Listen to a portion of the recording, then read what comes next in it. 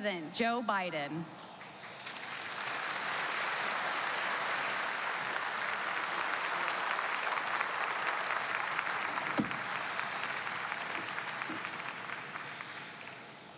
Thank you, Chief Master Sergeant Miller, for that introduction and for your service to our nation.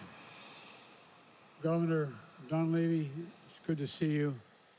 Governor and I have something in common. We're both from Scranton, Pennsylvania. I wish I had him playing in my high school ball club when I was playing, but could have been an All-American having you in front of me. No, Representative Mary, thank you for speaking, and the Mayor David Bronson and Major General Fleur, I really appreciate all you do. And Adjutant General Sachs and the tribal leaders and stewards of these sacred lands, and all service members and families at Joint Base Elmendorf Richardson and distinguished guests. I join you on this solemn day to renew our sacred vow: never forget, never forget. We never forget. Each of us, each of those precious lives stolen too soon when evil attacked. Ground Zero in New York, and I remember standing there the next day and looking at the building. I felt like I was looking through the gates of hell. It looked so devastating because from where you could stand. Shanksville, Pennsylvania, the Pentagon in Virginia.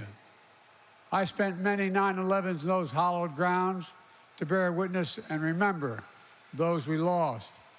Every day, but especially the last few days, their memory has been with me. I'm just returning from the G20 summit in India, where we strengthened America's leadership on the global stage, followed by a historic trip to Vietnam, where we transformed our partnership in one of the most critical regions in the world. These trips are an essential part of how we're going to ensure the United States is flanked by the broadest array of allies and partners who will stand with us and deter any threat to our security. To build a world that is safer for all of our children, something that today of all days we're reminded of is not a given. Because through this military base is located on Ground Zero, we know the distance did not dull or diminish the pain we felt all across the nation of September 11th. Because we know that on this day 22 years ago from this base, we're scrambled in high alert to escort planes through the airspace. Alaskan communities opened their doors to stranded passengers. American flags sold out in every store and were placed in front of seemingly every home. We know that on this day, every American's heart was wounded, yet every big city, small town, suburb, rural town, tribal community, American hands went up, ready to help where they could, ready to serve like so many of you here, ready like Chief Master Sergeant Shady Traylor here with us today, who had recently started college when Flight 93 went down a few miles from Shanksville.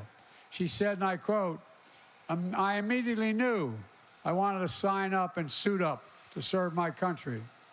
Ready like General Eifler, who said on that day, "When our nation calls, we must be ready." It called, and we went without hesitation. My fellow Americans, September 11th, 2001, tested our strength, our resolve, and our courage.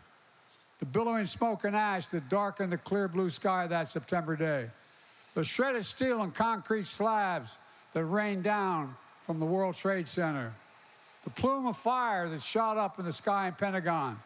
I remember seeing as I got off the Amtrak train on my way to work in the United States Senate. The pit into the earth in Shanksville, a testament to the unbreakable courage and resolve of the American people. But we'll never forget that when faced with evil and an enemy who sought to tear us apart, we endured. We endured. But while every year we mark this hallowed day, it's never easy.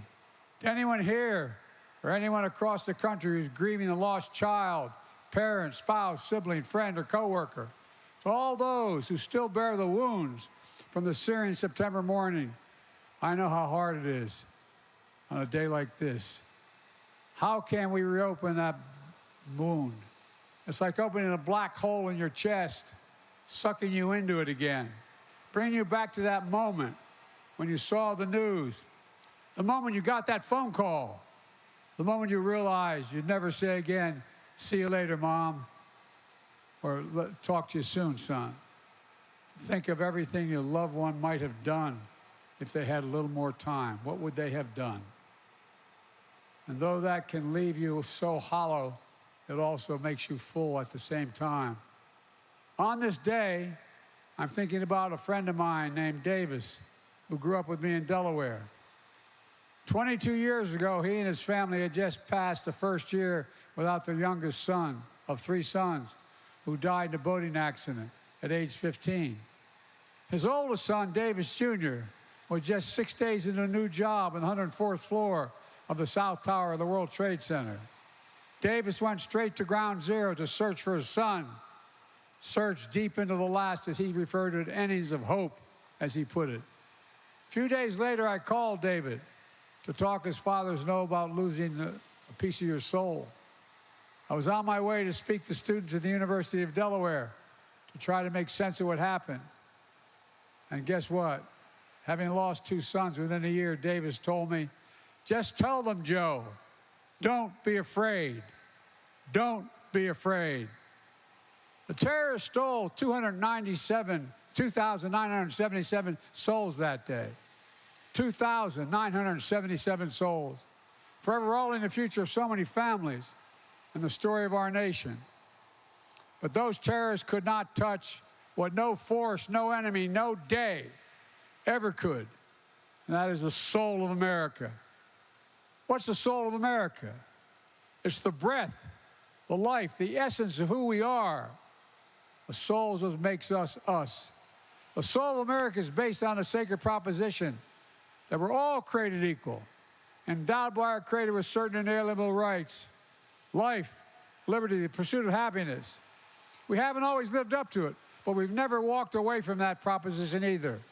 The soul of America is the fortitude we found in the fear of that terrible September day, the purpose we found in our pain, the light we found in our darkest hour, an hour when terrorists believed they could bring us to our knees, bend our will, break our resolve. But they were wrong. They were dead wrong. In the crucible of 9/11 and the days and months that followed, we saw the stuff America is made of.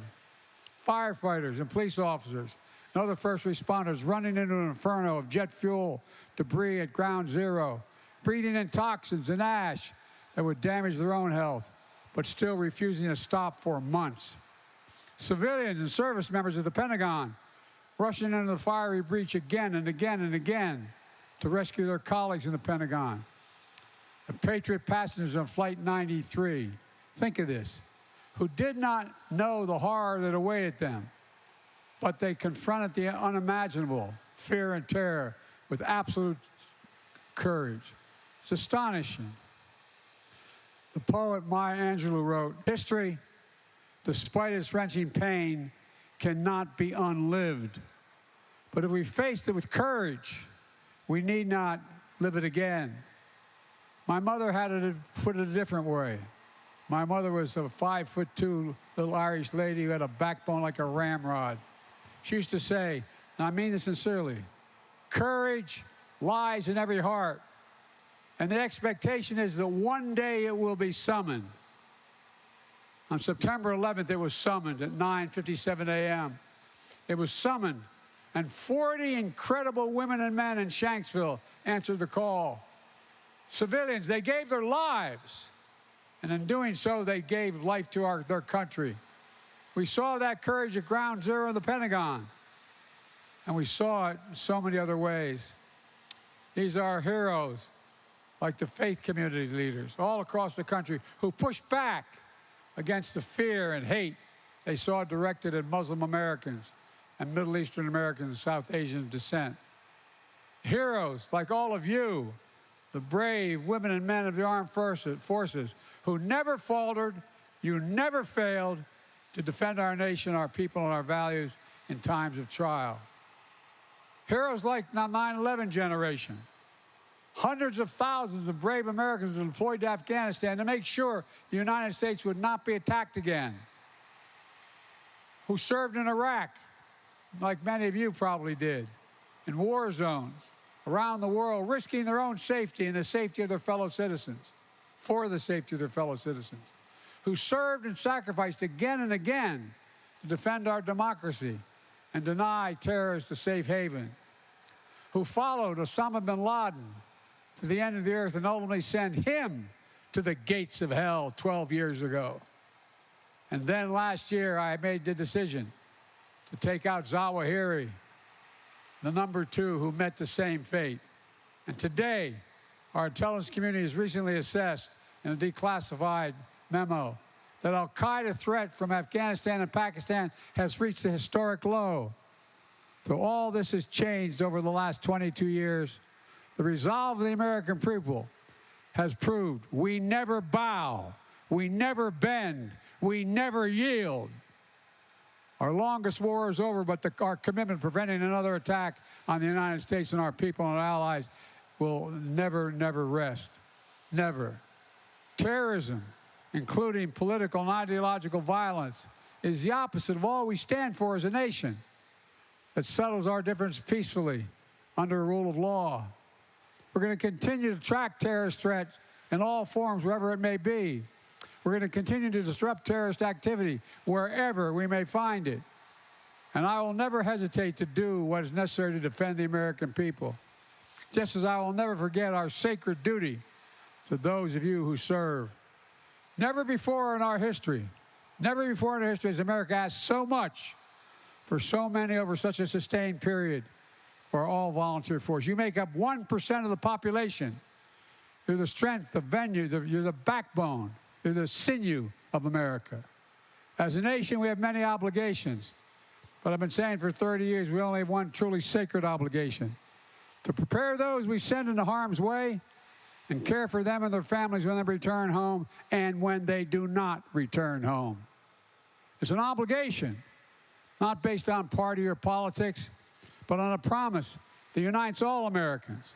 And together over the last 2.5 years, I've worked to make good on that promise, signing more than 25 bipartisan laws to support our service members and veterans and their families and caregivers and survivors. We will not stop. We owe you. We owe you big, and it matters. Across the country, many Americans heard our nation's call in the days right after 9/11. And there were those who were just children, not even born yet when this happened. But when their time came to choose to serve, not because they saw something, but because they felt something, like many of you did. The same feeling that brought Americans together on this painful day 22 years ago. Unity. Now, it shouldn't take a national tragedy to remind us of the power of national unity. But that's how we truly honor those we lost on 9/11. By remembering what we can do together, to remember what destroyed, what we repaired, what was threatened, that we fortified, what was attacked, and an indomitable American spirit prevailed over all of it. Ordinary Americans responding to extraordinary and unexpected ways. That's who you are. You are the soul of the nation. That's not hyperbole. To me, that's the central lesson of September 11th. Not that we'll never again falter or face setbacks. It's that for all our flaws and disagreements, there's nothing we cannot accomplish when we defend with our hearts, which make us unique in the world, our democracy. Our democracy. Every generation has to fight to preserve it. That's why the terrorists targeted us in the first place. Our freedom, our openness, our institutions, they failed, but we must remain vigilant. Today, we can look across the country and around the world and see anger and fear in places many of you have been stationed before. A rising tide of hatred and extremism and political violence. It's more important than ever that we come together around the principle of American democracy, regardless of our political backgrounds. We must not succumb to the poisonous politics of difference and division. We must never allow ourselves to be pulled apart by petty manufactured grievances. We must continue to stand united. We all have an obligation, a duty, a responsibility to defend, to preserve, to protect our democracy. And always remember, American democracy depends not on some of us, but on all of us. American democracy depends on the habits of the heart of we the people, the habits of the heart. Let me close with this. Earlier today in Hanoi, I visited a marker to honor my friend, war hero, senator, and statesman John McCain. John and I disagreed like hell, like two brothers. We'd argue like hell on the Senate floor. Then we go to lunch together. I went out to see John just before he passed away at his home. As I was walking out, I put my hand on his chest, and he pulled me down. He kissed me. He said, "I love you. Will you do my eulogy?" John and I were friends, like a lot of us who had differences. Like Ted Stevens and I were friends. We disagreed, but we're friends. One thing I always admired about John was how he put duty to country first. And that's not hyperbole. He did. Above party, above politics, above his own person. This day reminds us we must never lose that sense of national unity. So let that be the common cause of our time. Let us honor September 11th by renewing our faith in one another. Let us remember who we are as a nation. We never forget. We're never afraid. We endure. We overcome. We are the United States of America. And there is nothing, literally, historically, nothing has been beyond our capacity when we set our mind to it together. Well, God bless you all. May God protect our troops. Thank you.